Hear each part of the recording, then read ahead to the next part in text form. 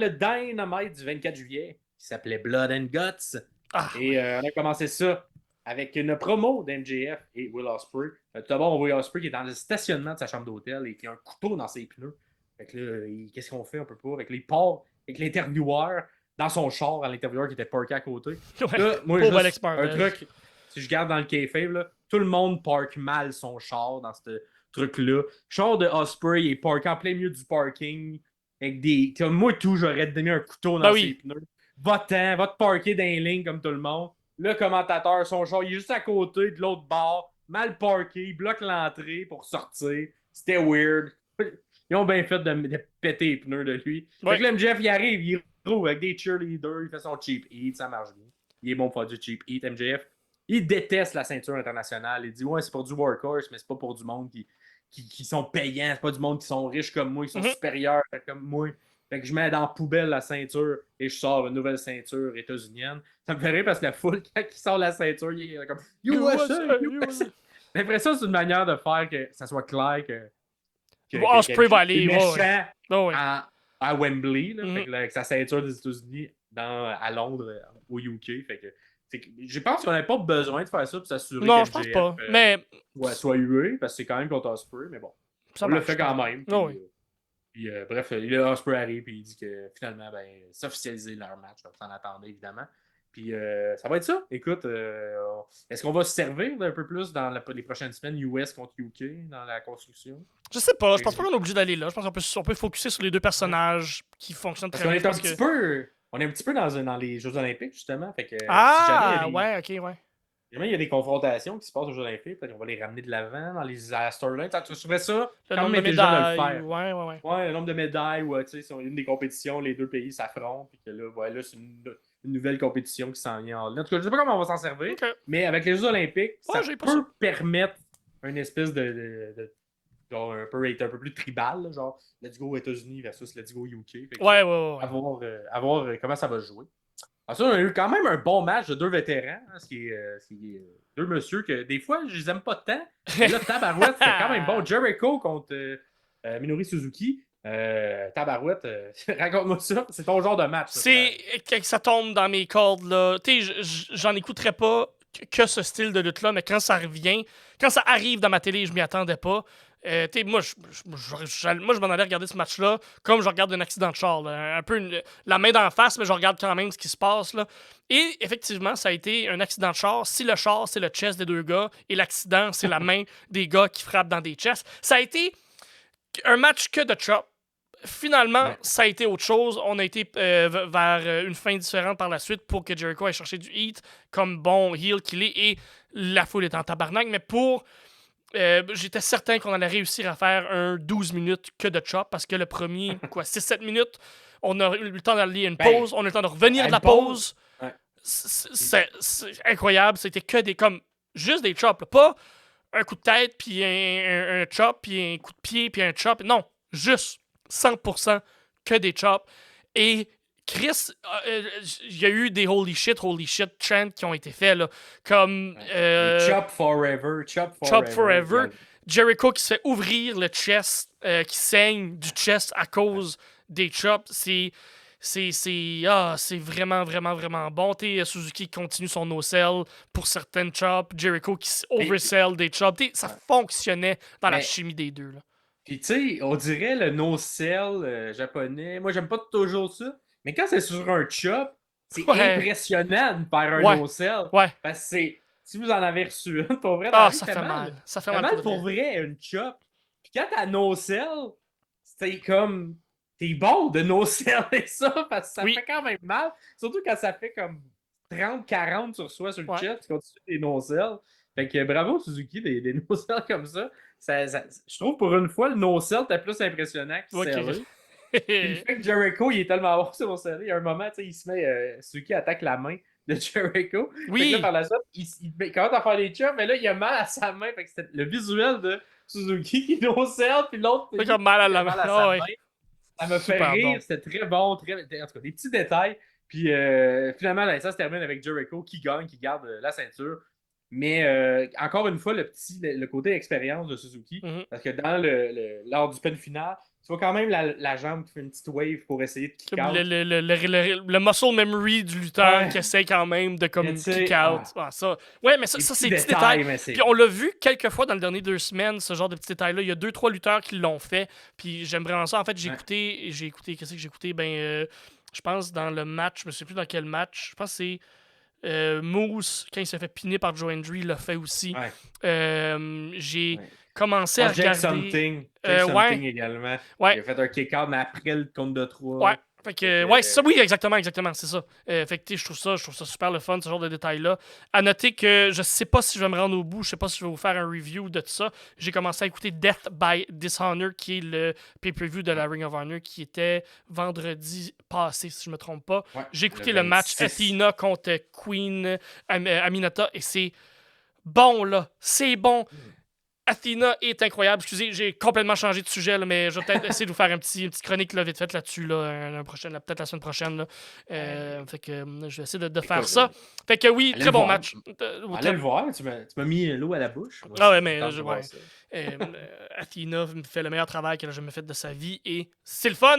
Fait que oui, Suzuki Jericho, allez voir ça. Puis si vous avez pas peur de faire des grimaces dans votre salon à regarder un match qui vous donne des grimaces, et gros hit de Jericho, la foule est en tabarnak qui a donné un coup de pied dans le ventre à Suzuki pour briser la séquence de chop. Ça m'a Ouais. vraiment fait rire. Ensuite, on a une arrivée bizarre parce que le signé, genre en février, on l'a vu au mois d'avril et là, elle vient d'arriver pour de vrai et s'est joint à Mercedes Moné. On parle de Camille ici, la grande powerhouse qui est Camille qu'on a vu beaucoup à la TNA, à la NWA aussi. Fait que Monique est en train de monter un peu son stable là, avec elle. Là, c'est les muscles qui vont être avec Mercedes Moné qui est venu décalisser Dr. Britt Baker DMD après un match contre les deux. Donc, j'ai bien aimé l'arrivée de Camille. Ouais. Shida, désolé. Contre Shida. Quand je dis oui. Effectivement. Puis, ça fait une autre référence à Shawn Michael, encore une fois, mais ça fait très Shawn Michael et Kevin Nash. Là, Oui. Avec Camille. Fait que, j'ai hâte de voir Camille, on l'a pas vu beaucoup. Fait que, elle look physiquement. Fait qu'à voir le in-ring, ça ressemble à quoi. Je la connais un petit peu moins de mon côté. Fait que, j'ai hâte de la découvrir. Ensuite, on a eu un match de Maria contre une jobber. Fait que, on en parle plus pour juste la nouvelle entrée de Maria. Correct, mais j'aime l'attitude que ça a. On met le terme glamour pour entourant son personnage maintenant. Mais quand le match commence, gros dropkick d'en face, super héros de Mario May, elle est tellement bonne. Et il gagne rapidement, évidemment, avec les moves de Tony Storm. Et après le match, on a un angle entre Tony et Maria qui on était déguisés parce que c'est une actrice incroyable. On la voit jamais quand elle est dans un autre personnage. Fait que, elle arrive, elle enlève sa perruque. Puis c'était là, elle, depuis le début, qui était une genre de technicienne à côté. Et c'est ça, le match risque d'être popé. Hein, Moi, je pense que oui. Moi, je m'attends à quelque chose de fun, quelque chose de gros. L'angle entre Tony et Mariami, moi, j'adore ça. J'aime vraiment le build-up. Puis c'est clair qui est babyface, qui est heel. À noter que Alexis, je me souviens plus de la jobber qui était là, son nom exact. C'est une des up-and-comers, une des dans les indies présentement. Là, elle lutte beaucoup à la OVW, qui est l'ancien club école de la WWE. Fait que, elle lutte là, JCW. Elle lutte dans les grosses fêtes indépendantes. Fait qu'on devrait la voir dans pas longtemps, soit NXT ou peut-être même à la All Elite, qui sait. Gardez un œil sur elle. Elle a très bien paru dans ce squash-là. Un squash, on s'entend. Faut que le jobber s'implique à 100%, sinon le squash n'est pas crédible. Fait que gros props à elle. Mais oui, à Wembley, deux je pense, légende un peu là, de la New Japan ou de la lutte japonaise qui vont lutter à Wembley pour une fête américaine. Il y a quelque chose de très gros et de très international qui est le fun là-dessus, pour apporter beaucoup des yeux sur le produit. Fait que bien hâte de voir ça. Les deux sont de la place également. Ils vont aller exactement. dans leur pays d'origine. Fait que ça va être le fun de mettre de l'avant ces deux lutteuses-là. Et finalement, le dernier match de la carte, qui était un Blood and Guts. Avec un gros match sur The Ring, tout ça, les gens arrivent, puis tu sens que quand il y a le mot Blood and Guts, ça risque de saigner, et ça saigne effectivement. Fait que si vous aimez ce style-là, ça saigne. On va commencer ça avec Darby Allin et Jack Perry. Évidemment, les deux sont très bons. Perry est vraiment bon comme... Allin est très bon comme victime. Là. Oui. De se faire pitcher, puis de détruire, puis là, après, c'est un 2 contre 1 contre lui, puis il se fait détruire, puis il se fait pitcher, c'est très bon. Toi, t'as dit que c'est un de tes préférés, toi, Blood and Guts? Oui, Tu parce disais que il était plus simple. Je trouve qu'il était ça? je veux dire basic, mais pas basic comme péjoratif, négatif, là. Basic dans le sens où on aurait resté un peu plus dans le ring. Là, il y a eu les spots avec les menottes, là. Oui, je Ouais. comprends ça. Mais on s'est concentré sur la lutte. C'est la lutte qui frappait fort. J'ai l'impression que dans le dernier, là, on était un peu plus dans la grosse gimmick, puis de sortir du ring, puis aller sur le top de la cage et tout ça, puis qu'on le s'en bas, et ainsi de suite. On a eu un spot de table, oui, qui était quand même impressionnant, mais je trouve que ça représente peut-être plus ce qui doit être un match Blood and Guts à mes yeux. Moins gimmicky, beaucoup plus axé sur la lutte, la grosse lutte intense qui fait mal, puis c'est ce qu'on nous a montré. Encore une fois, pour moi, à mon œil, Briscoe, MVP, encore une fois, il fait jamais rien de mauvais. Gaspille pas d'énergie sur quelque chose qu'il n'a pas de besoin. Toujours des beaux spots, toujours bien placés, toujours efficace. Et à noter que lui, 2 jours plus tard, luttait dans le main event de Death by Dishonor que je vais regarder éventuellement. Ça a l'air que c'était écœurant comme match aussi. Fait que gros props à lui. Tout le monde a bien paru. Je viens présenter les Young Bucks. Toujours bon à bâtir ce genre de match-là. Aussi, on continue à nous raconter l'histoire avec Adam Page, qui n'a pas arrivé dans le temps où il fallait qu'il arrive, puis finalement, attendu que Swerve arrive pour l'attaquer. Donc, retient encore ce grudge-là, est encore en tabarnak après Swerve. Donc, j'ai bien hâte de voir où ça s'en va aussi. Il continue également, hein, parce que là, les Young Bucks l'ont même menacé de le renvoyer si jamais il ne rentrait pas dans le match. Il était un peu obligé de rentrer, parce que lui, j'ai l'impression qu'il n'avait que. Il avait des yeux juste parce pour tuer Swerve. il a menotté Swerve sur le bord de la cage, puis comme lui, il avait pas l'intention de rentrer dans la cage pour aller se battre, pour aller les aider. Là. Mais il a fait pareil, un peu en tabarnane. Fait que. Ouais. C'est cette histoire-là. Bref, l'histoire était de cette manière-là. Ce qui est un peu weird, c'est qu'on a raconté le fait qu'il fallait que Hangman rentre dans la cage et que le match commence. Oui. Mais Swerve était encore attaché. Ça veut dire qu'être attaché après la cage. Ouais, ça, tu touches la cage, t'es correct. C'est ça. Il faut que tu la touches. Touche, mais là, il fallait qu'il rentre. Fait que, ça, c'est au niveau des règles puis qu'on reste dans le kayfabe. C'est un peu weird ce bout-là. Pour les spots, sinon, j'ai bien aimé le spot à peu près dans le milieu du match avec le skateboard de Darby Allin rempli de tac dans le bras et dans le dos d'un des Young Bucks. Ensuite, on a également Bowen qui a sorti des ciseaux. Il les a mis un peu. Il était sûrement pas très coupable, mais il les a ouverts et il les a mis dans la bouche comme ça, tabarouette. On aurait pu voir un Joker 2.0 qui s'est créé. Qu'est-ce qu'on a également eu?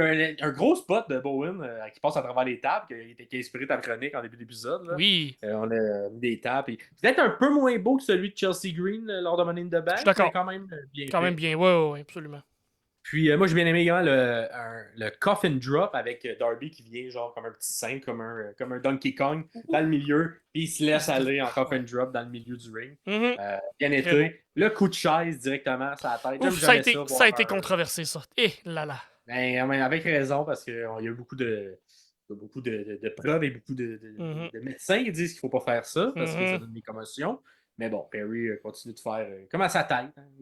Littéralement. Il reçoit qu'est-ce qu'il veut.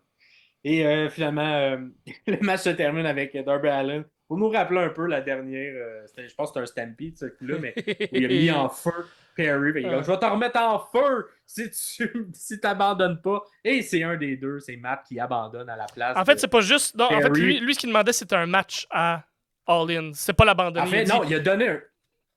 Non, mais il a donné un match. Mais il a dit. Une fois qu'il a donné le match, il a dit: oh, mais fais-le, abandonne, sinon je le mets en feu pareil. Là, il a abandonné. Ouais. OK. Fait qu'il a donné le match. Fait que ça a fait avancer l'histoire pour donner le match à Wembley entre Darby Allin et Scapegoat. Et c'est un des Young Bucks qui a abandonné. Donc, c'est pas Jack Perry. Exact. Et ça protège Perry. Bref, quand c'est souvent ça, pendant la fin des Blood and Guts, tout le temps, genre, on abandonne parce que de quoi de trop intense se fait. Là. Ouais. Je me souviens d'un vieux Blood and Guts où c'était genre Jericho qui menaçait de pitcher quelqu'un en bas. MJF, finalement, c'est Jericho lui-même qui s'est fait coller ça en bas par MJF. Exact. C'est fait comme on abandonne par peur d'un trop gros spot. Fait que souvent la fin des Blood and Guts dans les dernières années. Et effectivement, Mark Briscoe a bien apparu.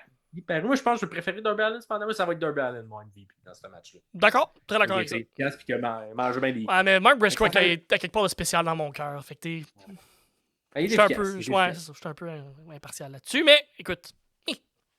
Fait le tour du Dynamite du 24 juillet. Dites-nous en commentaire qu'est-ce que vous en avez pensé.